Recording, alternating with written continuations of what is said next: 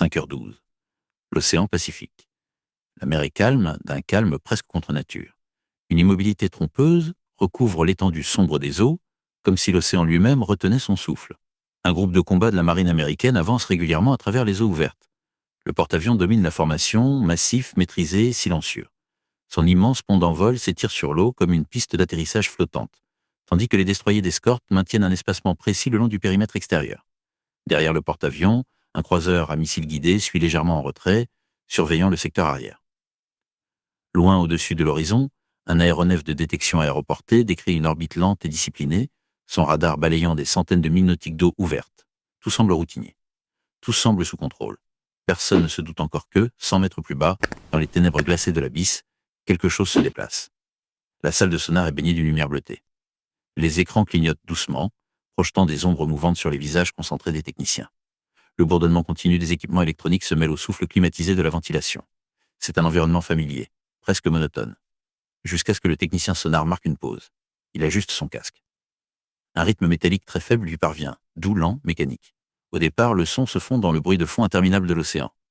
Courant lointain, thermocline en mouvement, bourdonnement sourd des propres hélices du porte-avions se répercutant dans les eaux. Mais quelque chose le retient. Il réajuste son filtre de fréquence. Le son se répète. Un motif régulier de pales tournantes coupant à travers la mer. Il affine le filtre de fréquence et isole le signal. Le motif devient plus clair. Cavitation d'hélice. Un sous-marin. Le technicien se penche en avant, étudiant la forme d'onde qui défile sur l'écran. Puis son expression change. Un second signal apparaît, légèrement décalé. Un second rythme d'hélice. Un espacement de pales différent.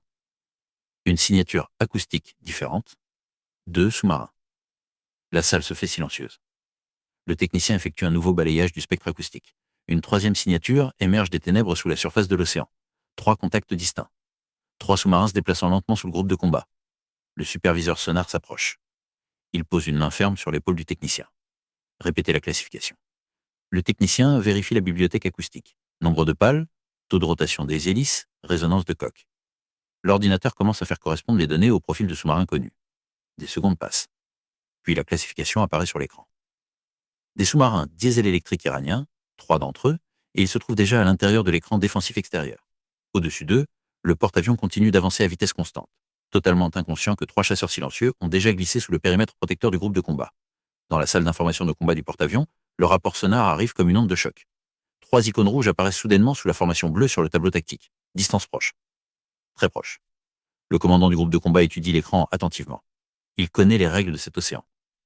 Les sous-marins opèrent rarement aussi près d'un groupe de porte-avions sans être détectés. 3 opérant ensemble est encore plus inhabituel. Mais c'est la géométrie de leur mouvement qui raconte la véritable histoire. Les sous-marins se dispersent. Un contact dérive vers le flanc bâbord du porte-avions. Un autre glisse lentement vers tribord. Le troisième s'attarde directement derrière la formation. Ce n'est pas un mouvement aléatoire. C'est un positionnement. Un positionnement calculé, méthodique, professionnel. Sous la surface de l'océan, le sous-marin iranien de tête glisse silencieusement dans les ténèbres. À l'intérieur de l'étroit poste de commandement, le capitaine surveille la console d'attaque tandis que la solution de tir se précise lentement. Au-dessus de lui, le porte-avions est colossal. Plus de 300 mètres d'acier et d'aéronefs avançant sur l'eau. Mais même un navire de cette taille a des vulnérabilités. Les torpilles n'ont pas besoin de couler un porte-avions. Elles n'ont besoin que de le désactiver.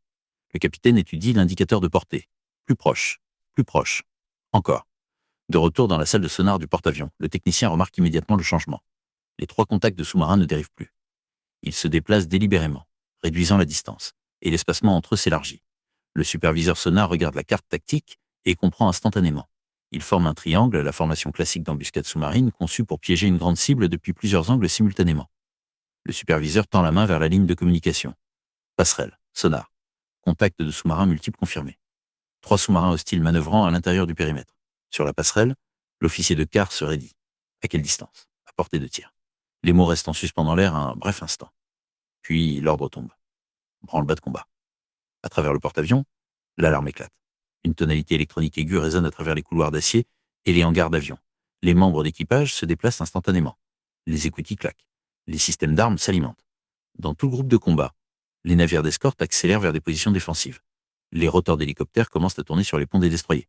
Au-dessus de l'océan, des hélicoptères anti-sous-marins s'élèvent dans les airs les uns après les autres, fonçant vers les emplacements suspects des sous-marins. La machine de guerre américaine s'éveille avec la précision d'un métronome. Mais sous la surface, les sous-marins iraniens ont déjà atteint leur position d'attaque. À l'intérieur du sous-marin de tête, L'officier des torpilles surveille l'ordinateur de ciblage qui finit de calculer la solution de tir finale. Portée optimale. Cap verrouillé. L'officier se tourne vers le capitaine. Cible acquise. Le capitaine hoche lentement la tête. Préparez les tubes. Des portes métalliques glissent à l'intérieur d'un gros compartiment torpille avant du sous-marin. Les systèmes d'air comprimé se mettent sous pression. L'eau de mer froide inonde les chambres de lancement. Au-dessus d'eux, le porte-avions continue sa course sur l'océan calme. Sans savoir que 3 tubes lance-torpilles sont maintenant pointés directement vers sa coque. Pensez-vous que les défenses du groupe de combat américain seront suffisantes face à cette embuscade coordonnée? Ou les sous-marins iraniens ont-ils calculé chaque angle avec une précision imparable? Dites-nous ce que vous pensez dans les commentaires et continuez la lecture. De retour dans la salle de sonar, un nouveau son déchire soudainement les écouteurs du technicien. Une violente explosion de propulsion. Ses yeux s'écarquillent. Lancement de torpille. Puis un autre signal éclate sur l'écran, et encore un autre. 3 signatures de lancement explosif apparaissent simultanément. 3 sous-marins, 3 torpilles accélérant dans les eaux, toutes fonçant directement vers le porte-avions américain. Temps d'impact moins de 2 minutes. Torpille entrante. Le cri traverse la salle d'information de combat du porte-avions comme une lame. Chaque écran dans la salle s'illumine en rouge. 3 lignes de menaces brillantes traversent l'affichage tactique, chacune représentant une torpille accélérant dans les eaux sombres vers le centre du groupe de combat. L'officier de quart réagit instantanément. Toute la barre, pleine puissance. Sous le porte-avions, les arbres de propulsion s'emballent. D'immenses turbines entraînent les hélices plus fort, transformant l'océan en une écume blanche et violente derrière le navire. Le porte-avions commence à virer. Pas rapidement. Rien d'aussi massif ne vire jamais rapidement. Mais même un changement de cap lent peut faire la différence entre la survie et le désastre. À travers le groupe de combat, les navires d'escorte passent immédiatement d'une posture de patrouille à une réponse de combat totale. Sur le destroyer gardant le flambe à bord du porte-avions, l'officier de guerre anti-sous-marine étudie les pistes de torpilles apparaissant sur sa console. 3 armes entrantes, 3 vecteurs d'approche différents. Ils convergent parfaitement. L'officier parle calmement. Déployez les contre-mesures acoustiques. En quelques secondes, des dispositifs de leur cylindrique s'éjectent des tubes de lancement le long de la coque du destroyer. Ils s'éclaboussent dans l'eau et s'enfoncent rapidement sous la surface. Puis ils s'activent. L'océan se remplit soudainement de bruit. Des signatures d'hélices artificielles rugissent à la vie sous les vagues. Des moteurs simulés, de faux motifs de cavitation, des échos électroniques conçus pour imiter l'empreinte acoustique d'un grand navire. Pour le système de guidage d'une torpille, ces leurres ressemblent à de nouvelles cibles. Mais les armes entrantes continuent d'avancer. À l'intérieur des sous-marins iraniens, les opérateurs de torpilles surveillent attentivement leurs écrans de suivi. Les capteurs embarqués des torpilles détectent immédiatement les leurs. Mais au-delà des interférences, un signal reste écrasant. Le porte-avions, un navire de cette taille, produit une signature acoustique énorme. Même dans une mer remplie de leurres, le porte-avions ressemble toujours à un orage sous l'eau. Les torpilles maintiennent leur cap. Au-dessus de l'océan, le groupe de combat lance sa prochaine ligne de défense. Des hélicoptères décollent en vrombissant des ponts de 2 destroyers. En quelques secondes, ils rasent les vagues à toute vitesse, leur rotor martelant l'air. Chaque aéronef porte une charge utile anti-sous-marine complète. Bouées sonar, torpilles et charges de profondeur. À mesure que les hélicoptères s'approchent des emplacements suspects des sous-marins, les équipages commencent à déployer des bouées sonars en séquence rapide. De petits capteurs flottants s'éclaboussent dans l'océan les uns après les autres. Un réseau d'écoute se forme à la surface de la mer. De retour dans la salle de sonar du porte-avions, les nouveaux signaux arrivent instantanément. 3 contacts de sous-marins, toujours en mouvement, toujours proches. Les hélicoptères commencent à rétrécir la grille de recherche. Un pilote se penche vers son affichage. Là, contact confirmé. Le sous-marin est directement en dessous. Profondeur croissante. Vitesse lente. Il essaye de s'échapper. Préparez les charges de profondeur. De retour à bord du porte-avions, l'écran de suivi des torpilles continue de décompter. Distance se réduisant rapidement. 1 minute 50 secondes. Les torpilles se trouvent maintenant profondément à l'intérieur du périmètre du groupe de combat. L'officier regardant l'affichage serre les mâchoires. Les leurs ne dévient pas les torpilles. Le commandant du destroyer prend une décision. Déployer l'intercepteur anti-torpille. Depuis le flanc du destroyer, un lanceur compact tire. Une petite torpille défensive fonce dans la mer. Contrairement aux armes traditionnelles, cet intercepteur ne cible pas les navires. Il chasse d'autres torpilles. L'arme accélère sous l'eau, fonçant vers la menace entrante la plus proche. Des secondes passent sur l'affichage sonar. 2 signaux convergent. Puis une violente explosion sous-marine éclate sous la surface. La première torpille entrante disparaît instantanément, détruite. Mais 2 autres restent, fonçant toujours vers le porte-avions. Au-dessus des sous-marins, les hélicoptères attaquent. Des charges de profondeur tombent dans l'océan. Un moment plus tard, la mer détonne. Des ondes de choc se propagent dans les eaux. À l'intérieur d'un des sous-marins iraniens, la coque frémit violemment tandis que l'explosion se propage. Les lumières vacillent dans la salle de contrôle. Les membres d'équipage s'arc-boutent contre les murs d'acier. Le capitaine s'accroche à la console. Maintenez le cap. Au-dessus, les hélicoptères reviennent pour un autre passage d'attaque. Pendant ce temps, à l'intérieur du centre de combat du porte-avions, la seconde torpille commence soudainement à dériver. Les leurres acoustiques fonctionnent enfin. Le système de guidage de l'arme détecte plusieurs cibles. Pour un bref instant, il hésite. Puis il vire. La torpille dévie brusquement loin de la coque du porte-avions et se verrouille sur l'un des leurs. Secondes plus tard, une autre explosion. Le leurre disparaît dans un panache de bulles et d'écume. La seconde torpille est partie. Mais la troisième torpille est différente. Elle a ignoré chaque leurre. Elle a ignoré chaque signal d'interférence et elle continue à venir. Vite. Très vite. Sur l'affichage tactique, la dernière ligne rouge pointe directement vers le porte-avions. Distance 500 mètres. 400. L'officier regarde le compte à rebours. Torpille finale toujours en route vers le porte-avions. Autour du groupe de combat, les navires manœuvrent violemment. Les hélicoptères rugissent au-dessus. L'océan tourbillonne de contre-mesures et d'explosions. Mais sous le chaos, la torpille finale continue sa course mortelle. Distance 300 mètres. Temps d'impact quelques secondes. Dans la salle d'information de combat du porte-avions, la ligne rouge coupe directement l'écran vers la coque du navire. Aucune déviation. Aucune hésitation. Distance 300 mètres. Dans la salle, la tension devient presque physique. Les officiers se penchent vers leur console. Tous les yeux sont fixés sur la trajectoire de la torpille. Chacun comprend le danger. Les porte-avions sont conçus pour survivre à d'énormes dégâts. Leurs coques sont recouvertes de blindage. Leurs compartiments internes sont divisés pour contrôler les voies d'eau. Mais une torpille moderne ne frappe pas simplement un navire. Elle détonne sous lui. L'explosion crée une violente bulle de gaz qui soulève la coque vers le haut puis la laisse retomber avec une force catastrophique. Même un quasi-raté peut briser les arbres d'hélice, plier le gouvernail ou désactiver la propulsion. Le porte-avions pourrait survivre, mais il pourrait être paralysé. Distance 250 mètres. Sur la passerelle, le commandant garde une voie stable. Maintenez le virage. Le navire massif continue de pivoter sur l'eau. Ses hélices transforment l'océan en un sillage blanc bouillonnant. Chaque mètre de déplacement compte. Même un léger changement d'angle peut déplacer le point de détonation de la torpille. De retour dans le centre de combat, un nouvel ordre est émis. Activez le brouilleur acoustique. Sous la coque du porte-avions, un puissant système de contre-mesures électroniques se met en ligne. Le dispositif inonde les eaux environnantes d'une intense rafale d'interférences acoustiques. Pour le système de guidage de la torpille, l'océan devient soudainement du chaos. Faux échos, fréquences distordues, signaux qui se chevauchent. Mais la torpille continue sa course. Distance 200 mètres. Dans la salle de sonar, le technicien écoute attentivement à travers le bruit. Le sifflement de propulsion de la torpille coupe à travers les interférences comme une lame, toujours en route vers le porte-avions. L'officier à ses côtés surveille le compte à rebours numérique. 180 mètres. 170. Le brouilleur s'intensifie. Pour un instant, le signal de la torpille vacille sur l'affichage. Juste une brève interruption. Le système de guidage de l'arme peine à traiter l'environnement acoustique contradictoire. Pour la première fois depuis le lancement, la torpille hésite. Distance 150 mètres. À l'intérieur de la torpille elle-même, son ordinateur de bord commence à recalculer. La signature acoustique du porte-avions est toujours le signal le plus fort dans l'eau, mais il est maintenant entouré de couches d'interférences. La torpille ajuste son algorithme de guidage. Elle pousse à nouveau. 130 mètres. Les moteurs du porte-avions rugissent tandis que le navire continue de virer.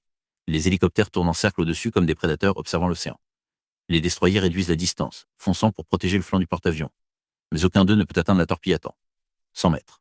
À l'intérieur du destroyer le plus proche, l'opérateur anti-torpille surveille la menace entrante. C'est la dernière chance. Lancez l'intercepteur. Une seconde torpille défensive est tirée de la coque du destroyer.